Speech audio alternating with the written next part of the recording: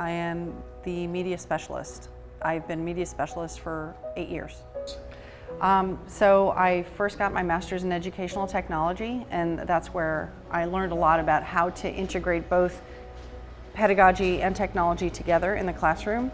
And then I became media specialist, and I went through the media specialist program, and that's where I further learned how to integrate the two together.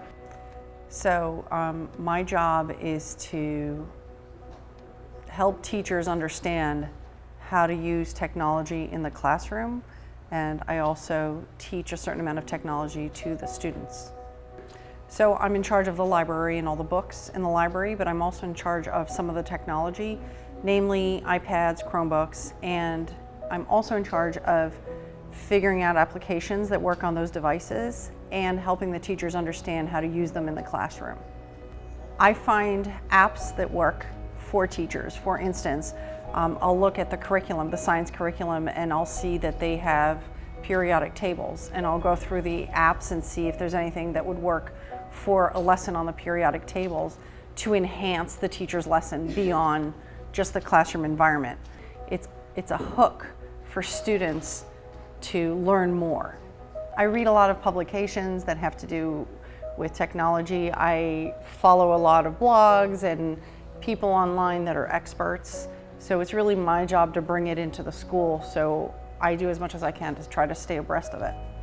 So I think if it's used properly, it's actually very beneficial, but you always need to keep an eye on the fact that you can't replace certain things. Certain things still have to be done in a traditional way so children learn. You have to really think about the value of the technology that you're using. I have no way of knowing. I had no idea that Google was going to be what Google is today, Google Drive, Google Classroom. Technology is ever changing, so I look forward to seeing what else comes through into the classrooms. Just with the one-to-one devices, it's actually very convenient to infuse technology, but technology infusion can be small or can be huge. It can be accessing a website, or it could be typing out a word processing document. I use it to show videos on my Epson board. I use it to share a audio podcast with my students, and then we react to it. So I have a lot of different components, but generally every class I use a technology component, yes. Apps such as Instagram and Snapchat and Twitter. I follow authors through Twitter. People are very worried about technology, but what I do offer is I go with them. I go into the class with them and I help support it. Usually I'll teach it the first time and then I'll allow the teacher to do it the next time so as they feel more comfortable.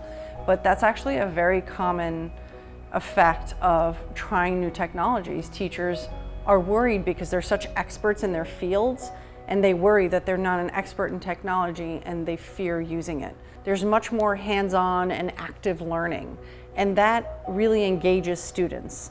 As far as having online assignments between parents and teachers and students and teachers outside the classroom, it's very easy to just log on and see what your homework is, or to email your teacher a question if you don't understand an assignment. There's so many resources out there to help children learn on their own, between YouTube and Khan Academy and those type of websites.